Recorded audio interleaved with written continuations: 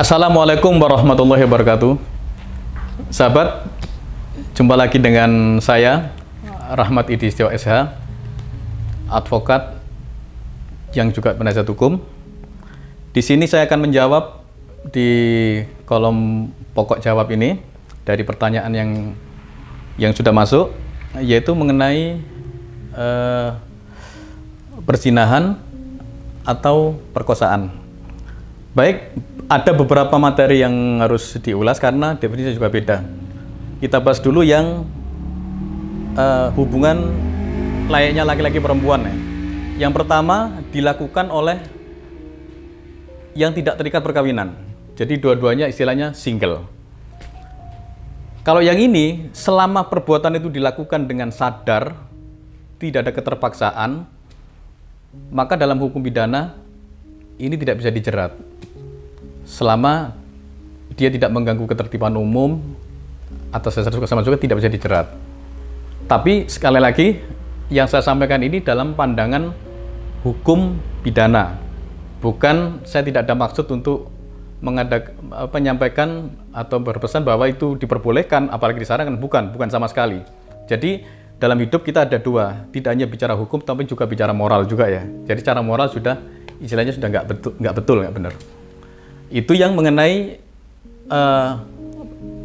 perbuatan hubungan kelamin antara laki-laki dan perempuan yang tidak terikat perkawinan. Terus yang kedua, bagaimana kalau hubungan itu salah satunya terikat perkawinan? Entah itu laki-laki, misalkan pihak laki-lakinya sudah menjadi suami dari perempuan lain, yang satunya masih single. Itu masuk kategori perzinahan. Bisa nggak dijerat? Tentu bisa. Dasarnya itu delik aduan. Jadi ambil contoh, ada seorang laki-laki yang sudah terikat perkawinan, terus dia melakukan hubungan layaknya suami istri tapi dengan perempuan lain, dan itu diketahui. Kalau ada diketahui dari pihak istrinya, tentu istrinya bisa mengajukan, bisa melaporkan itu sebagai tindak pidana. Tapi ingat, akan diproses dua-duanya, jadi tidak satu. Istilahnya kalau bahasa kita selingkuhan ya. Jadi selingkuhan tetap kena, suaminya juga kena.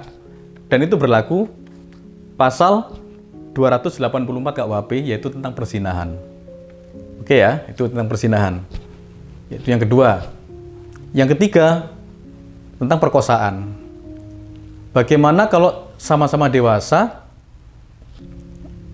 unsurnya perkosaan. Ingat, perkosaan beda dengan perzinahan. Kalau perzinahan tidak ada pihak yang katakanlah sama-sama dewasa ya, kita bahas sama dewasa ya. Tidak ada pihak yang adanya keterpaksaan, dua-duanya suka sama suka. Beda kalau perkosaan. Kalau perkosaan salah satunya terpaksa. Jadi ambil contoh misalnya si pihak laki-lakinya itu ingin melakukan hubungan seperti lainnya suami istri, tapi yang perempuan pacarnya ini ibaratnya menolak dan dipaksakan. Nah, itu jelas ada unsur pidananya. Itu dia bisa dijerat dengan pasal 285 KUHP yang ancaman hukumannya 12 tahun penjara. Jadi hati-hati yang berpacaran, kalau istilah bahasa kita jangan sampai offset ya. Jadi bukan hanya main bola aja, offset.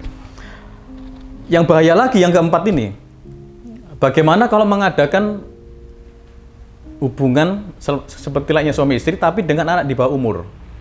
Anak di bawah umur pengertiannya yang dibawa yang belum usia 18 tahun. Nah ini akan dijerat dengan Undang-Undang Perlindungan Anak. Jadi tepatnya dijerat dengan Undang-Undang Nomor 23 tahun 2002 sebagaimana diubah, maksud kami Undang-Undang Nomor 35 tahun 2014 tentang perubahan atas Undang-Undang Nomor 23 tahun 2002 tentang perlindungan anak.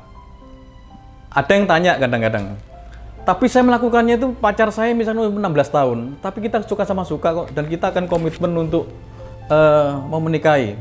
Tetap tidak bisa. Filosofinya begini, anak itu yang dikatakan anak, yaitu orang atau istilahnya usia yang harusnya dalam pengawasan. Kita yang merasa dewasa, katakanlah kita usia di atas 18, 24, katakanlah pacarnya 24 tahun, harusnya melindungi Karena anak dalam hal ini adalah dianggap belum dewasa. Jadi dia belum tahu mengenai dampak akibatnya, dianggap belum tahu. Dianggap loh ya, dia belum. Jadi meskipun suka sama suka, tetap dijerat dan ingat, bahaya. Ancamannya itu minimal 5 tahun, kalau terbukti ya, minimal 5 tahun, maksimal 15 tahun. Itu tepatnya pasal 81 dan 82, yaitu yang melanggar ketentuan di pasal 27, pasal 27D dan 27E. Apalagi itu perkosaan anak yang dipaksa, otomatis ya malah bisa-bisa kalau sampai diajukan ke pengadilan, hakim malah bisa memberikan hukuman maksimal dalam 15 tahun. Itu.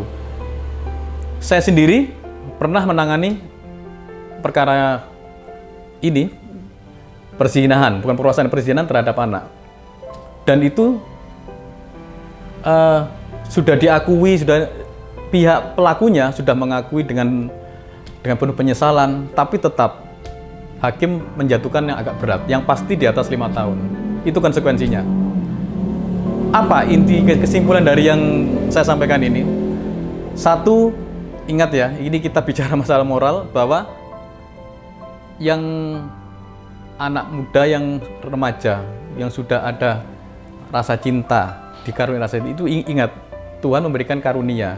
Artinya kita sudah diberi tanda bahwa kita dewasa, dan semulai detik itu kita harus pandai-pandai menjaga diri untuk lebih bersemangat lagi, lebih semangat belajar, kuliah, mencari kerja, untuk menata masa depannya. Dan sesuatu yang menuju kebaikan, bahayanya selalu banyak godaannya. Nah, yang kita bahas ini, godaan itu mohon dihindari. Karena ancaman hukumannya lumayan besar. Jangan dipandang hukumannya kan dikit, jangan. Karena menjalani hukuman itu jangan dilihat dari ini. Karena yang terpenting bagi kita yaitu menyangkut nama baik, menyangkut kehormatan. Kita sebagai orang, kita kuliah, kita sekolah, kita beragama, tujuan cuma satu. Kita harus mempunyai martabat yang tinggi. Artinya mempunyai kehormatan yang tinggi untuk bisa berkontribusi dalam kehidupan. Jadi pesan saya terakhir ya, taati hukum, hati-hati dengan sanksi pidana. Yang lebih penting dari itu, selalu mengedepankan moralitas. Oke, sukses. Assalamualaikum warahmatullahi wabarakatuh.